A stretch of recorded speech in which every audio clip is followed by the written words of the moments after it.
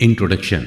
दोस्तों, आज के दौर में हमारे लिए जो चीज सबसे जरूरी है वो है हमारी हेल्थ और मनी। मॉडर्न साइंस आज इतनी तरक्की कर रही है कि अब लगभग हर बीमारी का इलाज साइंस के पास आ गया है और अब तो लोगों की लाइफ एक्सपेक्टेंसी भी बढ़ती जा रही है। जहां लोगों की एवरेज लाइफ एक्सपेक्टेंसी 60 से 65 साल थी, वही अब बढ़कर 70 से 75 साल हो गई है। वहीं अगर हम पैसे यानी मनी की बात करें तो आज भी वही इन्वेस्टिंग, पर्सनल फाइनेंस और बिजनेस प्लानिंग की ही बात होती है और इन चीजों को समझकर शायद ही कोई अच्छा इन्वेस्टर बना। ओवर द इयर्स हमने ये सीखा कि डॉक्टर कैसे बनते हैं, इंजीनियर कैसे बनते हैं, लॉयर कैसे बनते हैं। इन सब के बारे में हमने प्रॉपर पढ़ाई की और फिर इन स्किल्स को लर्न किया। लेकिन शायद ही कोई हो जिसने पर्सनल फाइनेंस को पढ़कर डेब्ट मैनेजमेंट की स्किल्स सीखी हो या जिसने बहुत पैसे सेव कर लिए हों।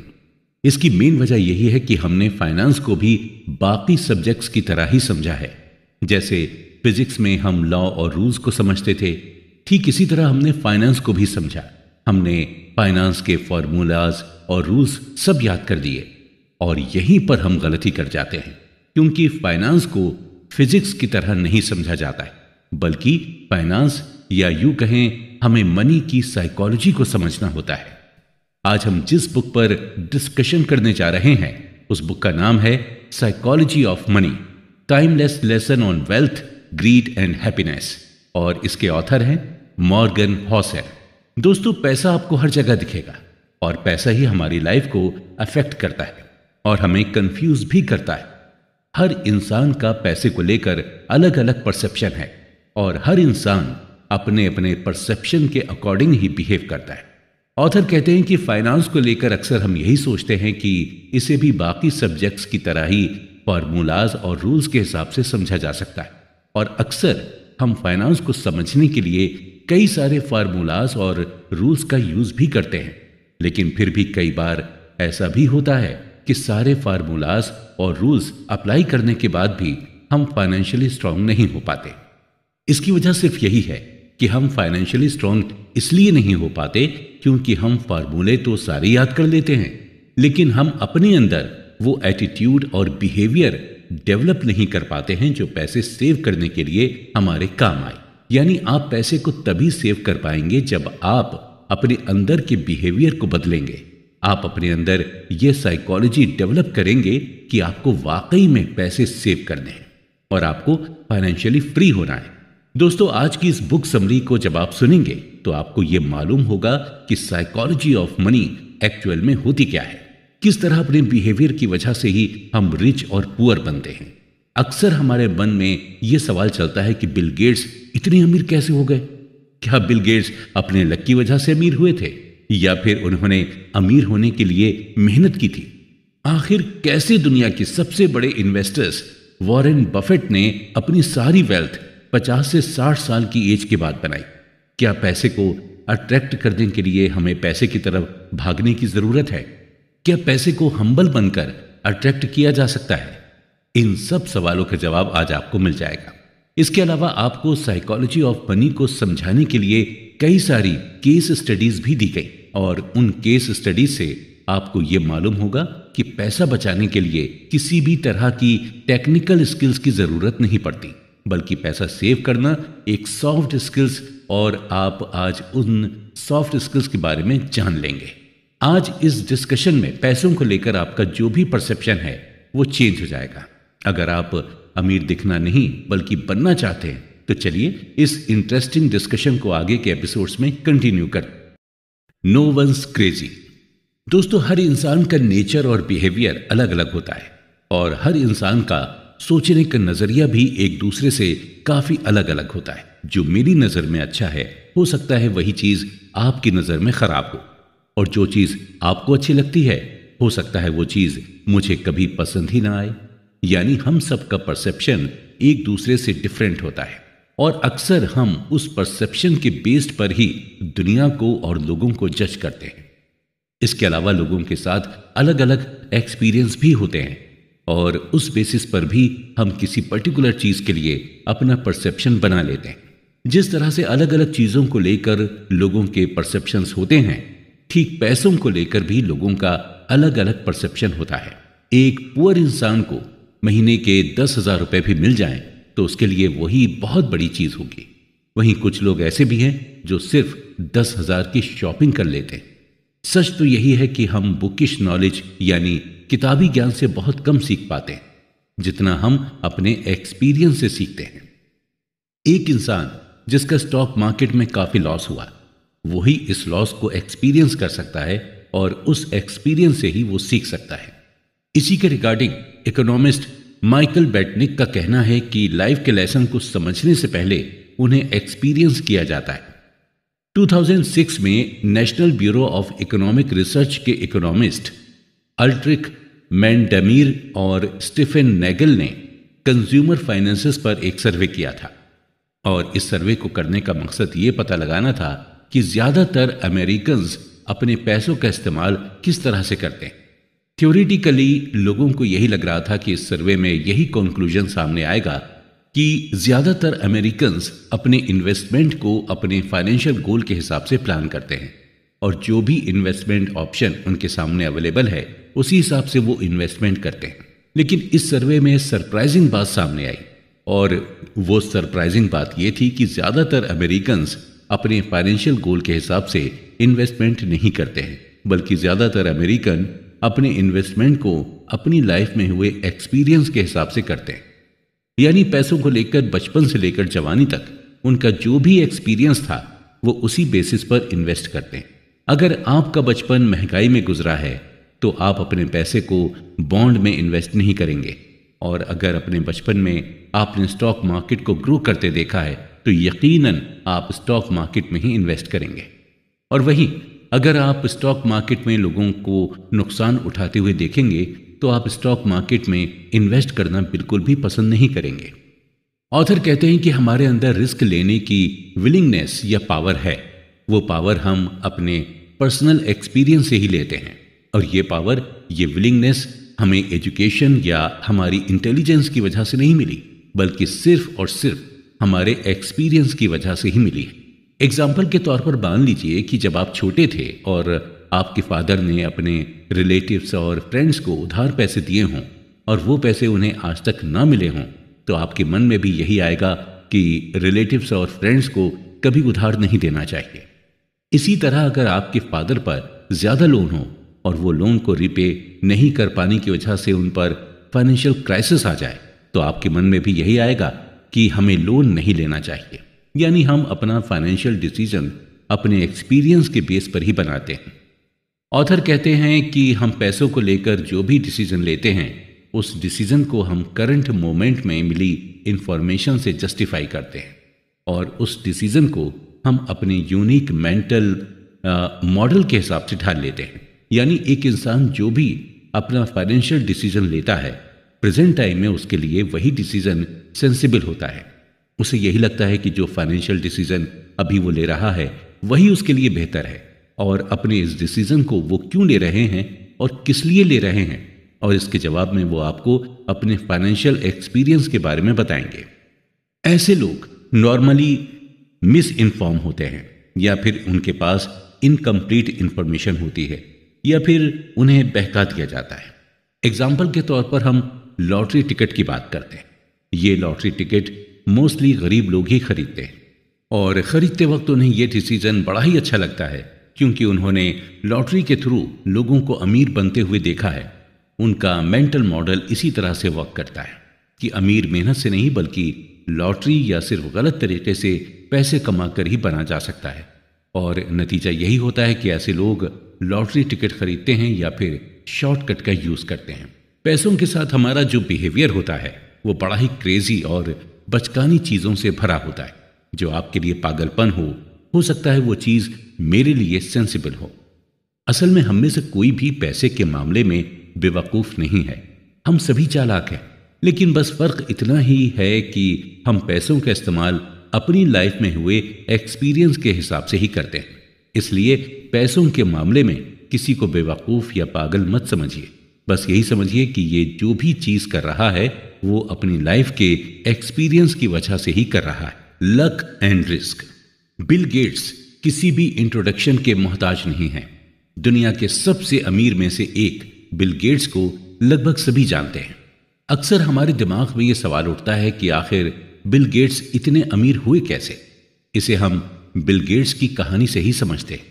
बिल गेट्स 28 अक्टूबर 1955 में सीटल, वॉशिंगटन में बोर्न हुए थे और बचपन से ही इनका इंटरेस्ट टेक्नोलॉजी की तरफ था। और जब ये 13 साल के हुए तो इनका एडमिशन लेक साइड स्कूल में करा दिया गया था। लेक साइड स्कूल पूरे सीटल में इकलौता स्कूल था जहां पर कंप्यूटर था। यहां तक कि सीटल की बड़ी बड़ी यूनिवर्सिटीज और कॉलेजेस में भी कंप्यूटर नहीं था। लेक साइड स्कूल में ही बिल गेट्स की दोस्ती पॉल एलन के साथ हो गई थी, जो बाद में बिल गेट्स के साथ माइक्रोसॉफ्ट के को फाउंडर बने। शुरुआती दौर में कंप्यूटर बच्चों के कोर्स का हिस्सा नहीं हुआ करता था, बल्कि इसे एज अ को करिकुलम एक्टिविटी के तौर पर लिया जाता। बिल गेट्स और पॉल एलन दोनों को ही कंप्यूटर में जबरदस्त इंटरेस्ट था और ये दोनों ही अपना खाली टाइम कंप्यूटर के सामने बैठकर बिताते थे और धीरे धीरे करके दोनों ही कंप्यूटर में एक्सपर्ट होते चले गए। दोनों ही कंप्यूटर पर कुछ वर्क कर रहे थे कि अचानक से पॉल एलन ने फॉर्च्यून मैगजीन उठाई और बिल गेट्स को दिखाई और कहा कि 500 फॉर्च्यून कंपनी में आना कितनी बड़ी बात होती होगी। इसके जवाब में 13 साल के बिल गेट्स ने कहा कि एक दिन हमारी भी कंप्यूटर कंपनी होगी और हमारी भी कंपनी 500 फॉर्च्यून में लिस्ट होगी। और आज हम सभी माइक्रोसॉफ्ट के सक्सेस के बारे में जानते हैं। अब हमारे लिए सोचने वाली बात यह है कि जब बिल गेट्स ने यह बात कही तो उस वक्त 13 साल की उम्र के पूरी दुनिया में 303 मिलियन बच्चे थे। यूएसए में कुल 18 मिलियन बच्चे थे जिनकी एज 13 साल थी। न्यूयॉर्क में कुल 2,70,000 बच्चे थे जिनकी उम्र 13 साल थी और लेक साइड में सिर्फ 300 ही बच्चे थे जिनकी एज 13 साल की थी। यानी उस वक्त पूरी दुनिया के 303 मिलियन बच्चों में से सिर्फ एक बिल गेट्स ही थे जिन्हें कंप्यूटर की इतनी नॉलेज थी और जो 13 साल की एज में कंप्यूटर खरीदने के लिए कैपेबल थे और जिनके मन में कंप्यूटर कंपनी बनाने का ख्याल आया। बिल गेट्स का यह मानना था कि अगर उनकी लाइफ में लेक साइड नहीं होता तो शायद माइक्रोसॉफ्ट भी नहीं होता। यानी हम ये क्लियरली कह सकते हैं कि आज अगर बिल गेट्स इस मुकाम पर हैं तो कहीं ना कहीं अपने स्ट्रॉन्ग लक की बदौलत ही हैं। हालांकि इस बात से भी हम डिनाई नहीं कर सकते कि वो हार्ड वर्किंग नहीं है, वो बिल्कुल हार्ड वर्किंग है, लेकिन उन्हें इस मुकाम पर लाने वाला सिर्फ उनका लक था। अब हम बात करते हैं बिल गेट्स के एक और फ्रेंड केंट इवांस की। बिल गेट्स और इवांस की फ्रेंडशिप तब हुई जब बिल गेट्स 8th ग्रेड में थे। बिल गेट्स, पॉल एलन और केंट इवांस तीनों ही बचपन से ये सपना देखते थे कि एक दिन तीनों मिलकर कंपनी बनाएंगे। यहां तक कि तीनों ये भी डिस्कस करते थे कि कौन सीईओ बनेगा और कौन मैनेजर। लेकिन दोस्तों, किस्मत का कुछ अलग ही प्लान था।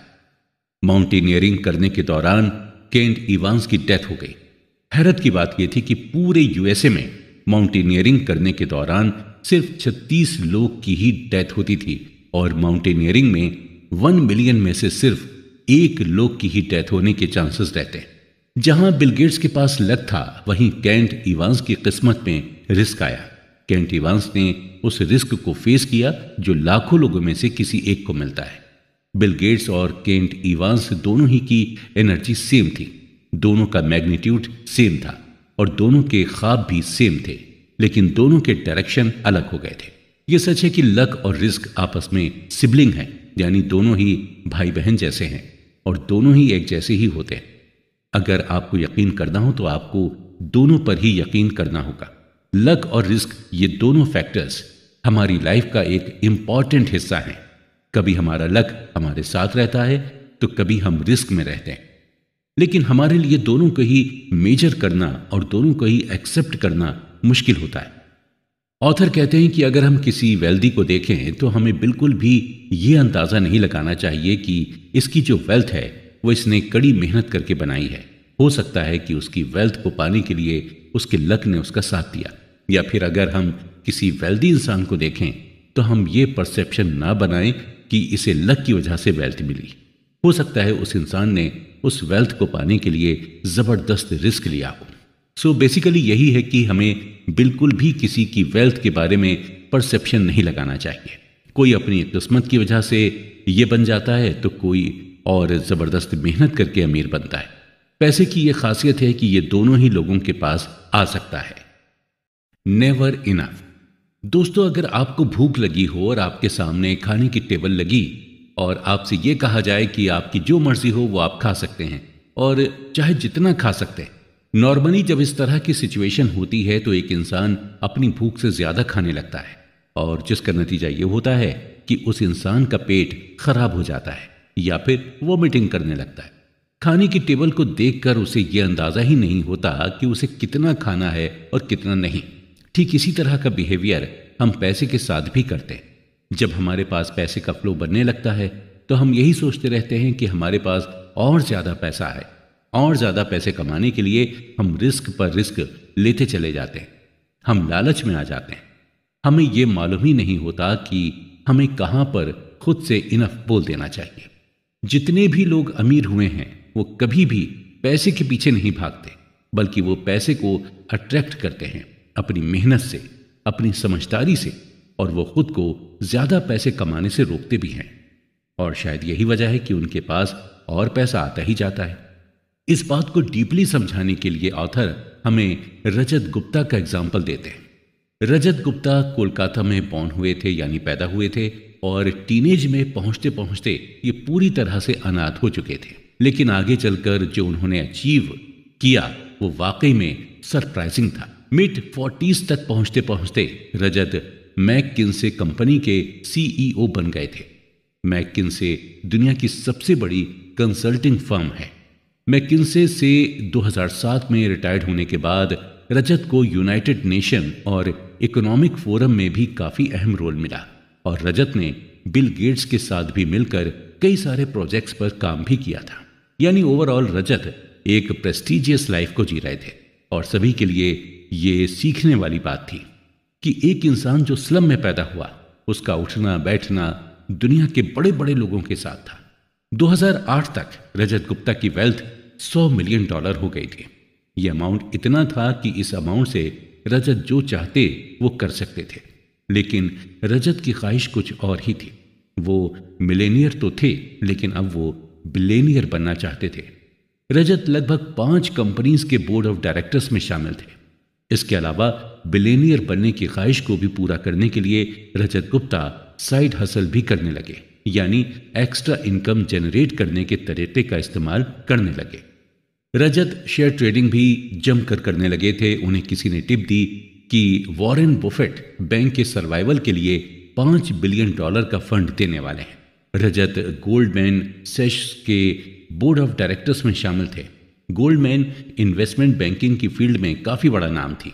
रजत को जब यह पता चला कि वॉरेन बफेट गोल्डमैन बैंक में इन्वेस्ट भी करने वाले हैं तो उन्होंने फंड मैनेजर राज राजारत्नम को फोन करके बताया और फिर राज राजारत्नम ने अपने लिए और रजत गुप्ता के बिहाव पर गोल्डमैन के टोटल 1,75,000 शेयर खरीद लिए और फाइनली गोल्डमैन के शेयर के प्राइस बढ़ गए। रजत ने इस टोटल $17 मिलियन का प्रॉफिट कमाया और राजारत्नम ने $1 मिलियन का प्रॉफिट कमाया। जब ये बात सिक्योरिटी एक्सचेंज कमीशन को पता चली तो इनसाइडर ट्रेडिंग के एलिगेशंस में रजत गुप्ता और राजारत्नम दोनों को ही जेल हो गई। जो रेपुटेशन रजत ने इतने सालों से कमाई थी वो सब कुछ थोड़े ही दिनों में मिट्टी में मिल गई। अगर ऑथर की माने तो आपको अपने पास ऐसे कई सारे एग्जाम्पल मिलेंगे जिनके पास पैसे की कोई भी कमी नहीं रहती है, लेकिन फिर भी वो ज्यादा से ज्यादा कमाने के चक्कर में खुद को ही बर्बाद कर देते हैं। और इसकी सिर्फ यही वजह है कि उन्हें साइकोलॉजी ऑफ मनी नहीं पता होती। जब आपके पास बहुत ज्यादा पैसे आ जाएं तो एक ऐसा टाइम आता है जहां पर आपको इनफ बोलना पड़ता है। अगर आप खुद को रोकेंगे नहीं तो आप पैसों के जाल में फंसते चले जाएंगे और नतीजा यह होगा कि आप अपनी इज्जत भी गंवाएंगे और अपना पैसा भी। आपको 4 चीजें हमेशा ध्यान में रखनी होंगी। पहली है, the hardest financial skills is getting the goal post moving. यानी जब आपके पास ज्यादा पैसा आ जाए तो आपको ज्यादा का लालच नहीं करना चाहिए। आपको धीरे धीरे आगे के गोल पर काम करना चाहिए। एम्बिशन पर ज्यादा सेटिस्फेक्शन पर फोकस करना चाहिए। जितनी तेजी से आप पैसे की तरफ भागेंगे उतनी ही तेजी से पैसा आपसे दूर भागेगा। इसलिए ज़रूरी यह है कि आप धीरे धीरे पैसे की तरफ जाएं और पैसे से सेटिस्फाइड होना सीखें। दूसरी है social comparison is the problem here. अपनी वेल्थ का, अपनी इनकम का कंपैरिजन किसी और से बिल्कुल भी ना करें, क्योंकि सोशल कंपैरिजन एक ऐसी लड़ाई है जो कोई भी जीत नहीं सकता और ये लड़ाई कभी खत्म नहीं होती, लेकिन इसे खेलने वाला हारता जरूर। आप अपने पैसे का कंपैरिजन करके खुद को ही मेंटली परेशान करते हैं। तीसरी है enough is not too little. Enough के थ्रू आपको ये रियलाइज करना होता है कि अगर आपने अपने आप को ज्यादा से ज्यादा पैसे कमाने के लिए पुश किया तो एक ऐसा पॉइंट आएगा जहां पर आपको रिग्रेट होगा। जैसे हमने शुरू में कहा था कि आप उतना ही खाना खाइए जितना कि आप डाइजेस्ट कर सकें। इसलिए आपको पता होना चाहिए कि आपको कहां पर खुद को रोकना है। और चौथी है there are many things never worth risking no matter the potential gain. Rajat Gupta जब जेल से छूटे तो उन्होंने यही स्टेटमेंट दिया था कि हमें किसी चीज से अटैचमेंट नहीं रखनी चाहिए, वो चाहे रेपुटेशन की अटैचमेंट हो या पैसों की अटैचमेंट हो। कुछ ऐसी चीजें हैं जो इनवैल्यूएबल हैं, जैसे हमारी फैमिली, सोसाइटी में हमारी रिस्पेक्ट, फ्रीडम और इंडिपेंडेंस। ये सभी चीजें हमें बड़ी ही मुश्किल से मिलती हैं और हमें तभी रिस्क लेना चाहिए जब हमें यह लगे कि हमारे रिस्क लेने से इन इनवैल्यूएबल चीजों पर कोई असर नहीं पड़ेगा। आप जरा खुद सोचिए कि ऐसा रिस्क लेने से क्या फायदा जहां पर आपकी इज्जत दांव पर लगे, या फिर आपकी फैमिली को प्रॉब्लम हो जाए, या आपकी फ्रीडम खत्म हो जाए। इसलिए जब भी कोई रिस्क लें तो इन सब चीजों के बारे में जरूर सोचें। सेटिस्फाई होना सीखें और पैसे को अट्रैक्ट करना सीखें। और पैसे को आप अट्रैक्ट तभी कर पाएंगे जब आप उसके पीछे भागना छोड़ देंगे। कॉन्फाउंडिंग कंपाउंडिंग। दोस्तों, एग्जाम से पहले एक रात पढ़ाई करके आप अच्छे नंबरों से पास हो सकते हैं, लेकिन टॉपर बनने के लिए आपको लगातार रोजाना पढ़ाई करनी होती है। आप सिर्फ एक दिन पढ़कर टॉप नहीं कर सकते। अगर आपको कोई कंपटीशन एग्जाम बीट करना हो तो उसके लिए एक ही दिन की पढ़ाई काफी नहीं होती, बल्कि आपको हर दिन थोड़ा थोड़ा पढ़ना होता है, तभी जाकर आप कंपटीशन बीट कर पाते हैं। ठीक इसी तरह का कॉन्सेप्ट पैसे के साथ भी। पैसा उसी को अपनी तरफ खींचता है जो उसके पीछे लगातार कंसिस्टेंसी के साथ मेहनत करता जाता है। अगर आपको सही मायने में वेल्दी होना है तो आपको रोजाना पैसे कमाने के लिए मेहनत करनी होगी। अक्सर लोग जल्दी से अमीर बनने की सोचते हैं और जल्दी पैसे कमाने के चक्कर में वो लोग गलत तरीकों का इस्तेमाल करने लगते हैं और नतीजा ये होता है कि जितनी तेजी से वो पैसा कमाते हैं उतनी ही तेजी से उनका पैसा चला भी जाता है। उन्हें पैसे की साइकोलॉजी पता नहीं होती। उन्हें ये नहीं मालूम होता कि पैसा उनसे अट्रैक्ट होता है जो उसे पाने के लिए हर दिन मेहनत करते जाते हैं। हम छोटी छोटी चीजों को करके ही बड़ी चीजों को पा सकते हैं और छोटी चीजें करके बड़ी चीज पाने को ही कंपाउंडिंग कहते हैं। इस बात को ऑथर हमें एग्जाम्पल देकर समझाते हैं कि अगर आपका अपना वजन कम करना चाहते हैं तो आपका वजन एक ही दिन में कम नहीं हो जाएगा। आपको अपने वजन को कम करने के लिए डेली जिम जाना होगा और डेली एक्सरसाइज करनी होगी। जब आप डेली ये सभी प्रोसेस करेंगे तभी आपका वजन कम हो पाएगा। इस बात को सही तरह से समझने के लिए हम वॉरेन बफेट का एग्जाम्पल लेते हैं। वॉरेन बफेट के ऊपर लगभग 2000 किताबें लिखी जा चुकी हैं। ज्यादातर लोग यही कहते हैं कि वॉरेन बफेट दुनिया के सबसे अच्छे इन्वेस्टर्स में से एक हैं। नो डाउट, इस बात पर किसी को कोई शक नहीं है, लेकिन कुछ ही राइटर्स ऐसे हैं जो ये मेंशन करते हैं कि वॉरेन बफेट ने इन्वेस्टिंग की शुरुआत कब से की थी। बहुत कम ही लोग जानते हैं कि वॉरेन बफेट जब लगभग 10 साल के थे तभी से उन्होंने इन्वेस्टिंग की शुरुआत कर दी थी। अभी फिलहाल वॉरेन बफेट की नेट वर्थ $85 बिलियन के आसपास है और इस $85 बिलियन में से $84.5 बिलियन उन्होंने तब कमाए थे जब उनकी उम्र 50 साल के पार हो गई थी और $81.5 बिलियन उन्होंने तब कमाए जब वो अपने मिड 60s में थे। यानी 40 साल तक उनकी कमाई कोई खास नहीं थी, लेकिन वो लगातार इन्वेस्टमेंट करते चले गए। 40 साल की मेहनत का नतीजा उन्हें तब मिला जब उनकी एज 50 से ज्यादा हो गई थी। यानी वॉरेन बफेट की कमाई कंपाउंडिंग प्रोसेस के थ्रू हुई। अक्सर हमारे साथ यही होता है कि हम शुरू में बड़े ही जोश खरोश के साथ मेहनत करते हैं, लेकिन जब हमें इसका रिजल्ट तुरंत नहीं मिलता तो हम हिम्मत हारने लगते हैं। ठीक इसी तरह जब हम अपने पैसे को शेयर मार्केट में इन्वेस्ट करते हैं और कुछ दिनों के बाद जब हमें इन्वेस्ट किए हुए पैसे में प्रॉफिट नहीं दिखाई देता तो हम इम्पेशेंट होकर उस शेयर को कम दाम में बेच देते हैं। ऑथर बताते हैं कि कंपाउंडिंग को आप इफेक्टिव तरीके से कर सकते हैं जब आपके अंदर पेशेंस होगा।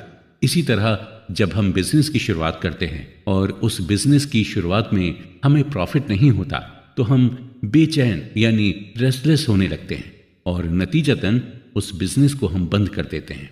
वॉरेन बफेट रिचेस्ट इन्वेस्टर जरूर हैं लेकिन उन्हें ग्रेटेस्ट इन्वेस्टर नहीं माना जाता।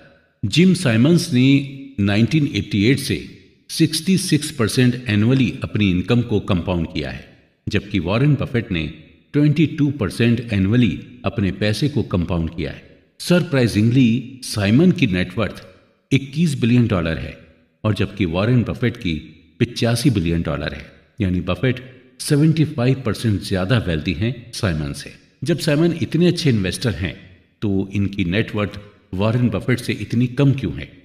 इसका सिंपल सा आंसर यह है कि साइमन ने इन्वेस्टिंग की शुरुआत 50 की उम्र से की थी, यानी बफेट के 40 साल बाद। अगर उन्होंने भी बफेट की तरह 10 साल की उम्र से इन्वेस्टिंग की शुरुआत की होती तो आप सोच ही नहीं सकते हैं कि इस वक्त उनकी करंट नेटवर्थ क्या हो सकती। बफेट और साइमन की नेटवर्थ का डिफरेंस आगे भी शायद ऐसा ही रहे। अगर मैं आपसे ये कहूं कि आप 9 + 9 + 9 + 9 यानी 9 को 8 टाइम ऐड करें तो आप इसे फौरन ऐड करके इसका आंसर 72 बता देंगे। और वहीं अगर मैं आपसे कहूं कि अब आप ऐड ना करके मल्टीप्लाई करें यानी 9 × 9 × 9 × 9 यानी 9 को आपस में 8 टाइम मल्टीप्लाई करने को कहा जाए तो आप इसे फौरन नहीं कर पाएंगे और मल्टीप्लाई करने पर इसका आंसर 134217728 आएगा।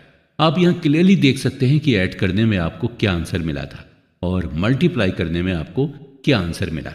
अगर हम सिंपल वर्ड्स में कहें तो कंपाउंड का मतलब मल्टीप्लाई करना ही होता है। इसका मतलब यही हुआ कि आपको अपने पैसों को जोड़ना नहीं है बल्कि उसे मल्टीप्लाई करते जाना है, यानी आपको पैसे से ही पैसा बनाना है और वो चाहे आप बिजनेस करके करें या फिर किसी इन्वेस्टमेंट के थ्रू करें।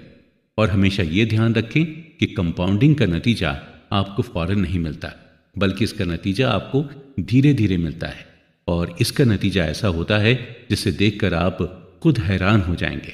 इसलिए अगर आप इन्वेस्ट करना चाहते हैं तो जरूरी नहीं कि आप बहुत बड़े अमाउंट से इन्वेस्ट करें, आप छोटे अमाउंट से भी इन्वेस्ट की शुरुआत कर सकते हैं।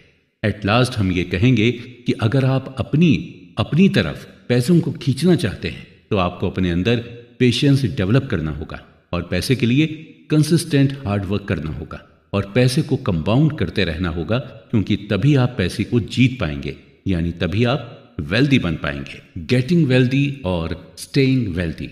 दोस्तों, आज के दौर में अगर देखा जाए तो पैसा कमाना सबसे आसान है। आप इस डिजिटल एरा में सोशल मीडिया के थ्रू पैसे कमा सकते हैं। आप अपना YouTube चैनल बनाकर पैसे कमा सकते हैं, इंस्टाग्राम या फेसबुक पर पोस्ट अपलोड करके पैसे कमा सकते हैं या फिर अमेज़ॉन या शॉपिंग ऐप पर प्रोडक्ट बेचकर पैसे कमा सकते हैं। यानी आज के इस टाइम में पैसे कमाने के ऑप्शंस बहुत सारे हैं। जितना आज के दौर में पैसा कमाना आसान है उतना ही इसे बचाना मुश्किल है। वेल्दी होना कोई बहुत बड़ी बात नहीं है, लेकिन वेल्दी बने रहना बहुत ही डिफिकल्ट है। चलिए इस बात को हम एक केस स्टडी के थ्रू डीपली समझते हैं। जेस लिवरमोर, जिनका जन्म 1877 में हुआ था, इन्हें अपने दौर का ग्रेटेस्ट इन्वेस्टर माना जाता था और ये उस टाइम प्रोफेशनल इन्वेस्टर बन गए थे जब इन्वेस्टिंग के बारे में कोई ज्यादा जानता तक नहीं था। सिर्फ 30 साल की उम्र में ही लिवरमोर ने $100 मिलियन की नेटवर्थ बना ली थी। 1929 के दौरान लिवरमोर स्टॉक मार्केट की दुनिया में जाना पहचाना नाम बन गए थे और उसी दौरान स्टॉक मार्केट भी बुरी तरह से क्रैश हो गई थी, जिसकी वजह से इकोनॉमी डिप्रेशन में चली गई थी। अक्टूबर 1929 तक स्टॉक मार्केट की हालत और खराब हो गई। ज्यादातर इन्वेस्टर्स और स्पेकुलेटर्स जबरदस्त फाइनेंशियल लॉस में आ गए थे और जिसकी वजह से कई इन्वेस्टर्स और स्पेकुलेटर्स सुसाइड करने लगे थे। लिवरमोर की वाइफ डोरा दी इन्वेस्टर्स के सुसाइड करने के इंसिडेंट से काफी परेशान थीं और एक दिन लिवरमोर घर काफी देर में पहुंचे। घर देर में पहुंचने की वजह से लिवरमोर की वाइफ डोराथी काफी परेशान हो गई थी, लेकिन लिवरमोर को देखकर उन्हें सुकून मिला और उन्होंने लिवरमोर को अपने परेशान होने की वजह बताई। तो उन्होंने उन्हें बताया कि इस स्टॉक मार्केट के क्रैश में उन्हें बहुत फायदा पहुंचा है और लिवरमोर ने सिर्फ एक ही दिन में कई मिलियन डॉलर्स कमा लिए थे। लिवरमोर ने वाइफ डोराथी से यह भी कहा कि हम वेल्दी ही रहेंगे हमेशा, परेशान होने की कोई ज़रूरत नहीं है। तो जहां लिवरमोर की फैमिली खुश थी, वहीं एक और फैमिली जो उस दिन खुश नहीं थी, अब्राहम जर्मेंस्की की फैमिली। अब्राहम एक multi millionaires real estate developer थे जिन्होंने 1920 की इकोनॉमी के बढ़ने के दौरान रियल एस्टेट के थ्रू जमकर पैसे कमाए थे और उसी दौरान स्टॉक मार्केट भी काफ़ी बूम पर थी और इसी का फायदा उठाते हुए स्टॉक मार्केट से भी काफ़ी सारे पैसे कमाए थे। 1929 के मार्केट क्रैश के दौरान जब ज़्यादातर इन्वेस्टर्स और स्पेकुलेटर्स सुसाइड कर रहे थे, तो उसी दौरान जर्मेंस्की की वाइफ को भी टेंशन होने लगी और जब एक रात उनके वो घर नहीं पहुंचे तो उनकी वाइफ ने पुलिस में मिसिंग की रिपोर्ट दर्ज करा दी और अगले दिन इन्वेस्टिगेशन में पता चला कि जर्मेंस्की ने भी बाकी इन्वेस्टर्स की ही तरह सुसाइड कर ली है। इत्तेफाक देखिए कि 1929 के स्टॉक मार्केट क्रैश ने एक को दुनिया का सबसे अमीर इंसान बना दिया था और दूसरे को इतना नुकसान पहुंचाया कि उसे सुसाइड करने पर मजबूर होना पड़ा। 1929 के स्टॉक मार्केट क्रैश की वजह से लिवरमोर दुनिया के सबसे अमीर आदमियों में से एक बन गए थे। वहीं इसी क्रैश ने रिचेस्ट रियल एस्टेट डेवलपर जर्मेंस्की की जान ले ली थी। 1929 के स्टॉक मार्केट क्रैश से कमाए पैसे ने लिवरमोर के अंदर कॉन्फिडेंस भर दिया था, जिसकी वजह से वो स्टॉक मार्केट में ज्यादा से ज्यादा बेट लगाने लगा था। ठीक 4 साल बाद यानी 1933 में लिवरमोर ने भी सुसाइड कर ली थी, क्योंकि लिवरमोर ने स्टॉक मार्केट में इतना पैसा लगा लिया था कि उसे बहुत ही ज्यादा नुकसान हो गया था। लिवरमोर और जर्मेंस्की दोनों की डेथ पीरियड अलग अलग था, लेकिन दोनों में एक चीज कॉमन थी। दोनों थे वेल्दी, लेकिन वेल्दी बनकर रह नहीं पाए, यानी दोनों ने ही पैसे कमाए लेकिन पैसे को बचा नहीं पाए। ऑथर कहते हैं कि पैसे कमाने के लिए आपको रिस्क लेना होता है, आपको होपफुल और ऑप्टिमिस्टिक होना पड़ता है और पैसे कमाने के लिए आपको अपने कंफर्ट जोन से बाहर निकलना होता है। लेकिन कमाए हुए पैसे को बचाने के लिए आपको रिस्क से बचना होता है, अपने अंदर ह्यूमिलिटी रखनी होती है। इसके अलावा आपके अंदर डर भी होना चाहिए। आपके अंदर ये डर होना चाहिए कि आपने इतनी मेहनत करके जो पैसे कमाए हैं वो कभी भी खत्म हो सकते हैं, आपको कभी भी नुकसान हो सकता है। ज्यादातर वेल्दी लोग इसी माइंडसेट के साथ चलते हैं और शायद इसलिए जितने भी वेल्दी लोग हैं वो बिल्कुल सिंपल लाइफ जीते हैं और अपने पैसे को बिल्कुल सोच समझ कर खर्च करते हैं। वेंचर कैपिटल फर्म सेक्वोइया कैपिटल के हेड माइकल मोरिट्ज से जब पूछा गया कि वो अभी तक मार्केट में किस तरह से बने हुए हैं, उनकी कंपनी का अभी तक मार्केट में लगातार टिके रहने का रीजन क्या है, इसका जवाब देते हुए माइकल ने कहा कि डर की वजह से ही वो आज सेक्वा कैपिटल अभी तक टिकी हुई है। मोरिट्ज का ये मानना है कि उन्हें ये डर रहता है कि अगर आज उन्होंने पैसे कमाए तो जरूरी नहीं है कि कल भी उसी तरह वो पैसे कमा पाएंगे। अगर आज उनके साथ चीजें अच्छी हो रही हैं तो जरूरी नहीं है कि कल भी सब चीजें उनके साथ अच्छी ही हों। यानी हम ये भी कह सकते हैं कि हमारे अंदर अगर सर्वाइवल का डर नहीं होगा तो शायद हम ज्यादा दिनों तक वेल्दी नहीं रह पाएंगे। ऑथर के हिसाब से वेल्दी बने रहने के लिए हमें अपने अंदर सर्वाइवल माइंडसेट रखना होगा और इसे आप 3 तरीके से देख सकते हैं। पहला यह है कि आपको यह सोचना होगा कि आप फाइनेंशियली अनब्रेकेबल हैं। अगर आप फाइनेंशियली अनब्रेकेबल हैं तो आपको हमेशा बड़ा रिटर्न मिलेगा और आपको बड़ा रिटर्न तभी मिल पाएगा जब आप लॉन्ग टर्म के लिए सर्वाइव कर पाएंगे। दूसरा यह है कि आपको प्लानिंग बनाकर चलना होगा। जी हाँ, सर्वाइवल माइंडसेट रखने के लिए प्लानिंग करना बेहद जरूरी है। एक प्लान तभी यूजफुल होगा जब यह रियलिटी सर्वाइव कर जाए। तीसरा यह है कि आपको ऑप्टिमिस्टिक पर्सनैलिटी रखनी होगी। जब आप ऑप्टिमिस्टिक पर्सनैलिटी रखते हैं तो आपके अंदर सर्वाइवल माइंडसेट आने लगता है। ऑप्टिमिस्टिक होने पर आपके अंदर बिलीफ भी आता है कि आप कैसी भी सिचुएशन में सर्वाइव कर लेंगे। हमेशा ये ध्यान रखें कि पैसा कमाना मुश्किल नहीं है, बल्कि उस पैसे को बचाए रखना मुश्किल है। इसलिए जब आप पैसे कमा लें तो आपको यही कोशिश करनी चाहिए कि उस पैसे को कैसे बचाएं, और आप पैसे बचाकर ही पैसे को अपनी ओर तेजी से अट्रैक्ट कर सकते हैं।